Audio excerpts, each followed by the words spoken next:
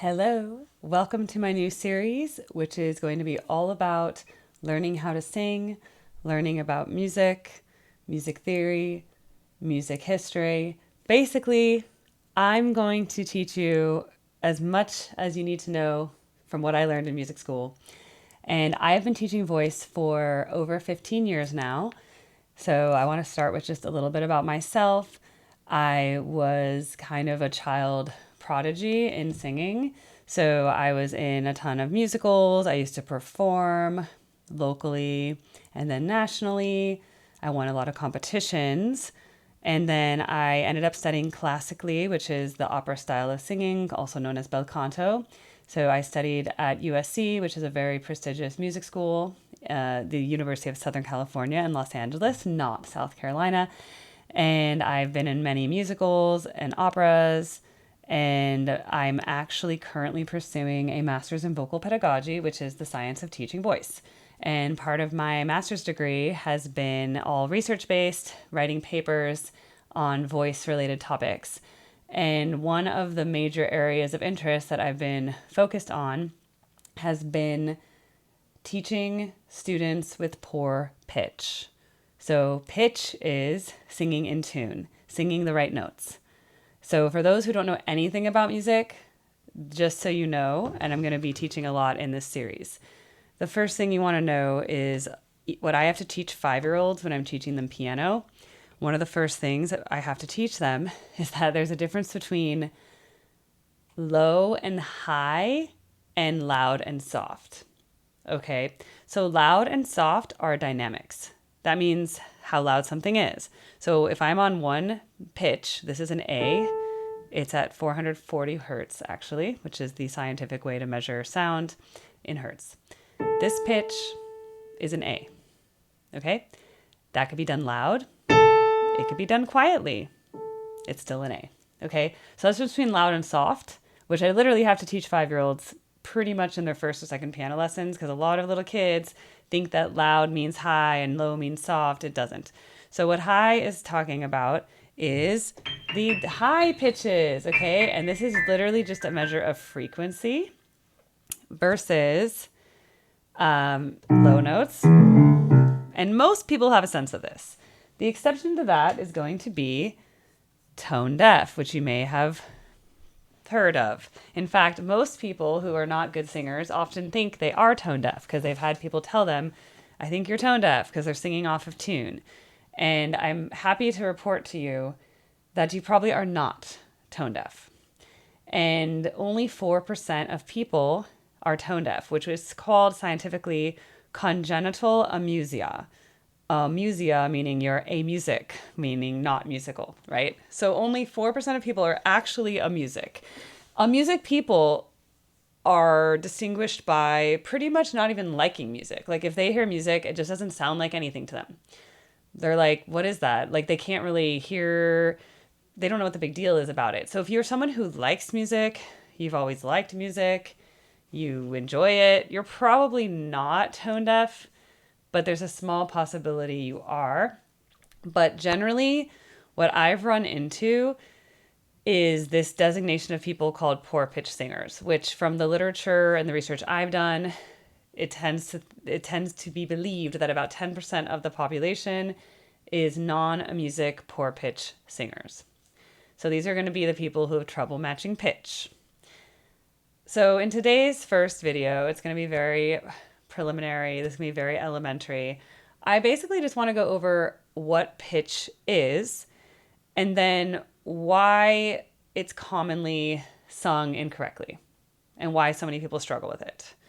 So to understand why and what pitch is and everything, you have to understand that if I was to play a piano, we have a thing called a scale. If you've ever heard of the song Do, a deer, a female deer, they're just talking about the notes of the scale. So in C major, it starts on C. So the scale would be Do, Re, Mi, Fa, Sol, La, Ti, Do, right? So from Do to Do, and believe it or not, the first Do, which is a C, is the same as the high C, Do. They're both called C. Why are they both called C? Well, our human ear recognizes it as that it's the same note, but they are an octave away. Scientifically, they are actually doubled. So basically, the C, an octave above middle C, is exactly double the hertz of C. So let's look at some things. Now, first of all, if you're ever curious whether you can match pitches at all and what the hertz is, this is a free web thing. It's called Pitch Detector. I just search for Pitch Detector on Google and it comes up one of the first things. You have to just accept that it can listen to you. And then once you do that, it will see how it's recording my pitches. Because believe it or not, even our spoken language, even, whatever we speak, not sung, has pitch. The best indicators of that for English speakers would be when you call a dog, right? I had a dog named Lucky growing up. You always go, Lucky. You go, high, low. So we and that's very instinctual. I don't know anyone who's never not called a dog and gone, Donna. And that's why dogs will often respond if you do that exact call and you call it with a different name. Some dogs, the less intelligent breeds particularly, will still respond to that because they're hearing the pitch of your call. They're not hearing their words. Right? There's Lucky, Charlie, Donna, whatever it is. Da da da, right? If it's multiple syllables, it's da da da. There's a pitch pattern to how we call people. And the other very common thing in English, and it's in a lot of languages actually, is when we ask a question, we raise the pitch on the end. Are you going to the store? You're going up. Are you going to the store? Versus you going to the store. If you don't raise the end, it's not a question. So sometimes people who are not really paying attention, and if you just say a statement and you don't lift the end of the sentence, they don't know that you're even asking a question. Because it's the, what are you doing tomorrow? It's the fact that you're going, so what are you doing? That's the question. What are you doing tomorrow is the down pitch. What are you doing? What's your name? No one says, what's your name? It sounds like it's not a question. So in general, you already know pitch. So if you are a normal person that doesn't speak in a monotone voice, which there are people who talk monotone, and they have trouble sometimes in life. Because if you're saying, did you do anything fun this weekend? Did you do anything fun this weekend? Very robotic. Did you do anything fun this weekend? It's very not natural. Did you do anything fun this weekend? Usually you go up on the question. Did you do anything fun this weekend is the descriptor. But the question is, did you do anything fun? Up. What kind of food do you like? What's your favorite ice cream? Okay, so the question is raised, believe it or not. And that is actually a part of English. It's in French as well. Very important because they can say a sentence in French. It actually is the same exact sentence, and you can just ask it with a question with the up, and then it's a question. So you can say, you like food, and then if you ask it let's see, to M, right? 2M glace. I think that's you like ice cream. You could just say you like ice cream. 2M glace? Now it's a question. Okay, so depending on how you say something, it's a statement or a question. So number one, I just want you to know you have pitch already. So a lot of people don't realize that. And so when they start singing, they're like, oh my God, this is so foreign. I don't know what's going on. But I promise you, unless you are someone who has been told that you speak really monotone. And if you do speak really monotone, that's actually something you could work with a vocal coach to actually improve your public speaking, your just general speaking, your life at work. It could actually be improved by learning how to do these, I'm going to call them nonverbal cues, because it's not in what you say, it's how you say it. And a lot of that's pitch. A lot of people who talk in uptalk, that's kind of the Valley Girl vibe. And a lot of men who do executive coaching, those who talk with more of that California uptalk, they'll go to vocal coaches to learn how to say things as a statement. Because if you are, especially if you're a man, even women too, but if you talk in uptalk, people don't take you as seriously. So if you're giving a corporate address and you're like, so it's really important that we get the reports. And you go up instead of, it's really important that we get these reports. Okay, that sounds very distinguished. Whereas when you said, it's really important that we get these reports. When you go up, people don't take you as seriously. So believe it or not, pitch is really part of our human existence. It's part of our culture. It's part of our society. It's evolutionary. It's biological. I mean, there's something about when a man has like a deep commanding voice and he says like a da da da da da, and it's very, it kind of catches you off guard. You're like, oh, I'm listening now. I think that's kind of just biologically ingrained in our society. So especially for women who are coming into positions of power, they actually have to do executive coaching on how to speak in such a way that they're respected in the same way as men when men speak. Because believe it or not, it's very ingrained into men have lower voices, women have higher voices. Men and women have different speech patterns. Women, I tend to speak obviously like a woman. I'm like da da da da da da da da da, right? So that tends to be a more female vocal pitch pattern. When you hear groups of women talking, da, da, da, da, da, da, da, da, da, whereas men tend to talk more even, right? So that's just as part of our society. So I just want to point that out in general. If you're like, oh my God, I can't sing, da, da, da, da, da, you might actually just have not be realizing you're already speaking with a pitch pattern. And I just want you to start paying attention to that. Also, for people who lose their voices a lot, it's important to pay attention to your breathing because that is how you give a nice long phrase. Okay, so here I'm showing you a pitch detector. So this is the first thing you can do if you're like, am I off pitch? Now, if you have some sort of way to play, if you have a piano, great. If you don't have a piano, there are actually online things just like this where you can say like play a pitch on a piano and it'll play you the pitch. That's perfectly A440, by the way. Did you notice that? There we go. So if I try to sing that,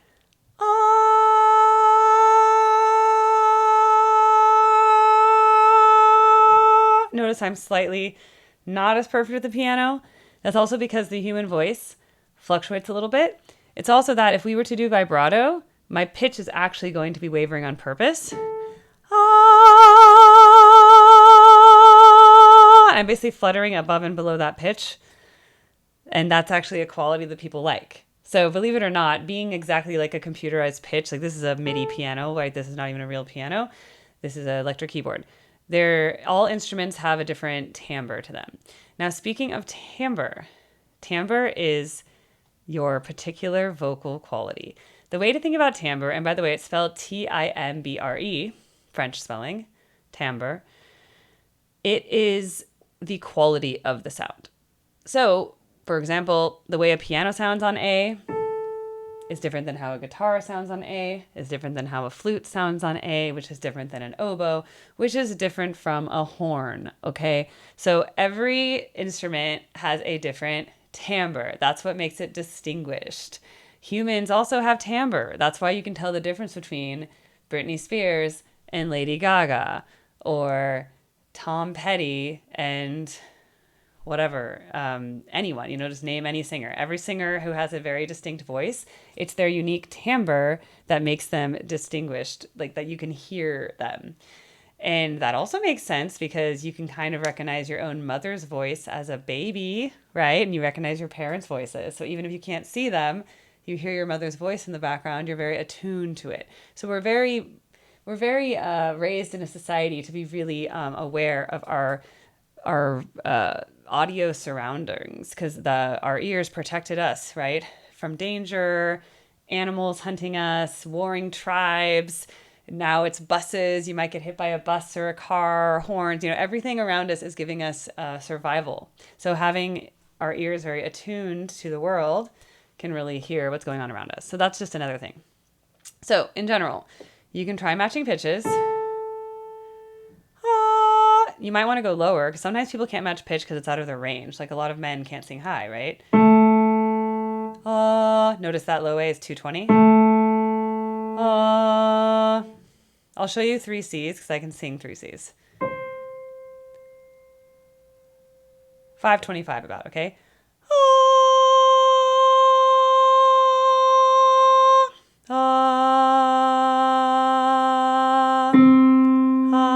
Halved.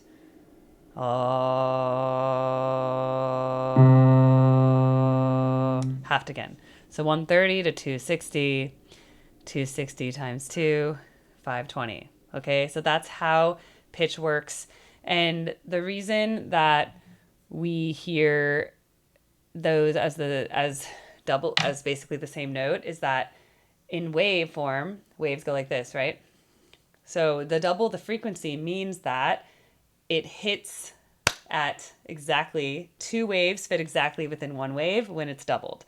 So therefore, they match cycles every 2 cycles, or it might be every 4 cycles if it's doubled 2 octaves higher, right?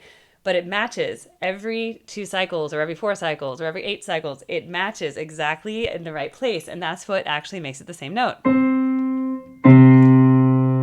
So these 3 C's played together, they're all C. All of the frequencies are lining up. When you play 2 dissonant frequencies, such as an E and an F, which are a half step away from each other, watch.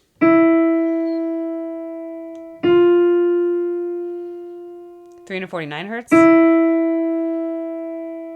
rounding to 330 hertz, okay? When I play them together, first of all, the computer's freaking out because it's like, I don't know which one it is.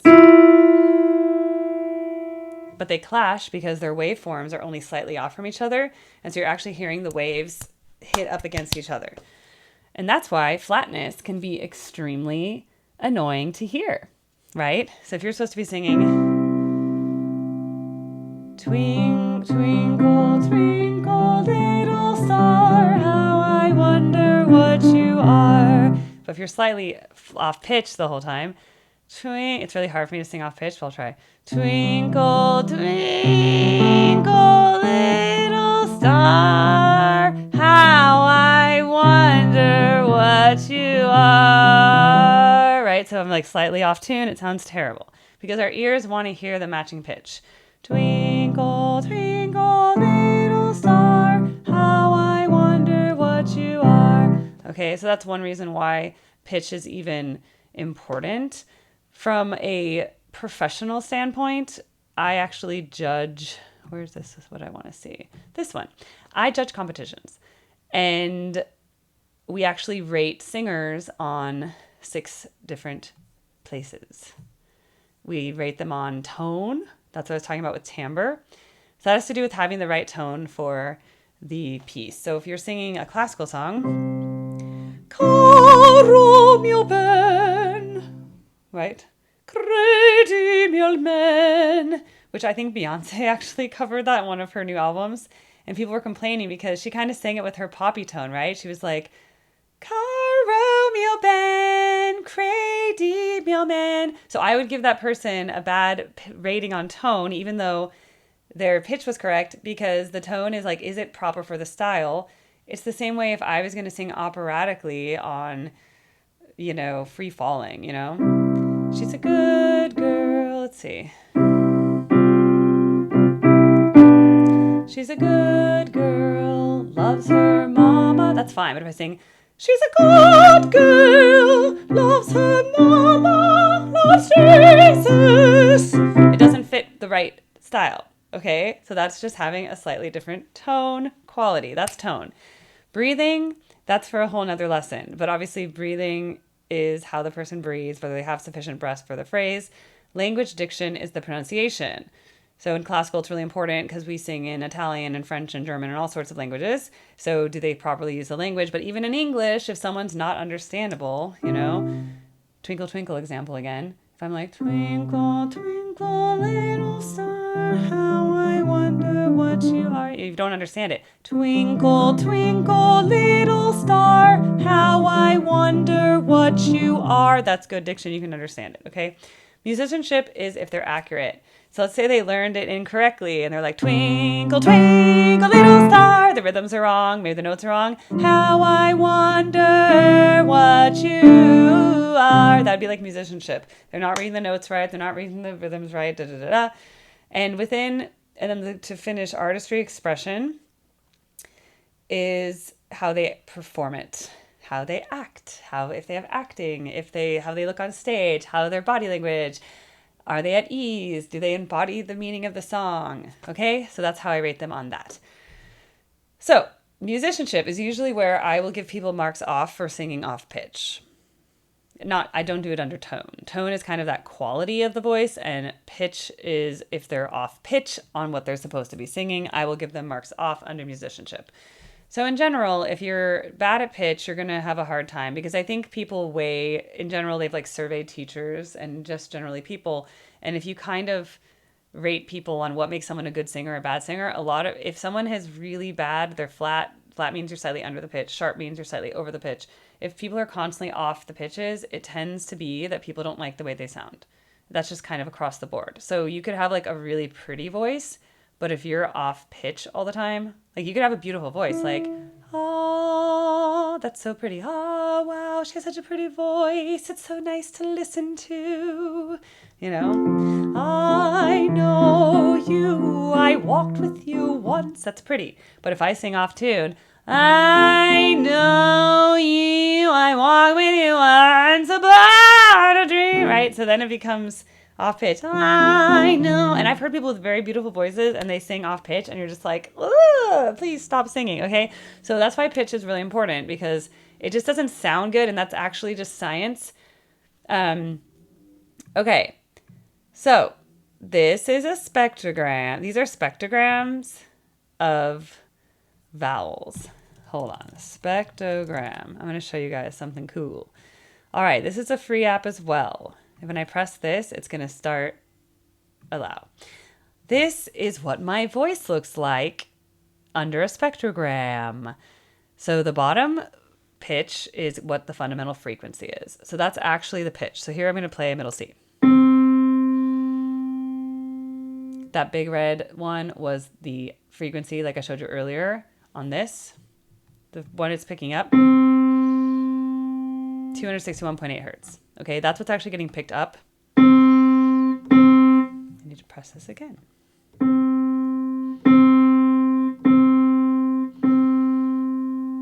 So that's what the bottom one is. But what are all these what are all those colors above it? How come when I'm talking, there's so many frequencies? Like, wow. So those are all frequencies. Those are showing you from the bottom frequency, and then those are all marked at different frequencies. And on different spectrogram software, they'll actually show you the frequency along the side, so you can actually see the number in hertz. Believe it or not, all music has overtones. And it's this series that makes the timbre, by the way. So the reason, like the way a piano has certain overtones. Look, I have different overtones in the piano on the same note. Some of them are the same. The bottom 5 are about the same. But my voice has more overtones on the upper frequencies. They're more bright than the piano has. Okay, so the voice has certain overtones that the piano doesn't have. All right. Now, to make things even crazier, the only reason humans recognize vowels, what is a vowel? A vowel is actually just a different combination of pitches and overtones. Okay, so if I'm singing on the same exact note and I go, ah, e, o, depending on how I form those vowels, different frequencies appear. This is crazy. So basically the only thing differentiating us, vowels that we hear in speech, are how these overtones present. And the overtones are created in our mouths and by our tongue and mouth shaping. That's how we get the different vowels. So again, watch how crazy it is between ah, e, I, o, u. Ah, e, I, o, u. So oo lacks almost all the upper overtones. If you notice, E has a big hole in the middle of the spectrum and then a lot on the top. Ah has a very even placement. Ah,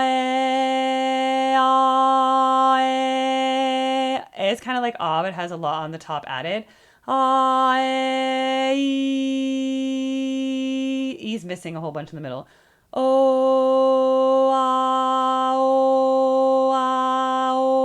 O's missing a lot of those upper ones too. And then oo has none of the upper ones. Look.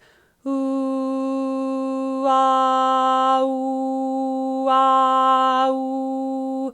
So what we get with pitch is I'm on the same exact note. I was on C the whole time. The fundamental frequency, which is that bottom note, was the same the whole time. And all I did was change the shape of my mouth and we got such different colors. So with that analogy, I just want to point out that imagine how much shaping our mouth could make our tone sound more beautiful then, which will be for a later lesson. But the main thing to start on is something like this, and you want to just match pitches. Ah, ah, ah, ah, ah, ah. So that's your first thing. And there's actually YouTube videos that just have like a bunch of random melodies that you can copy. So that's a good place to start. And believe it or not, I have had many obviously very talented students who have won competitions, get leads in plays, get into college for voice, all this stuff.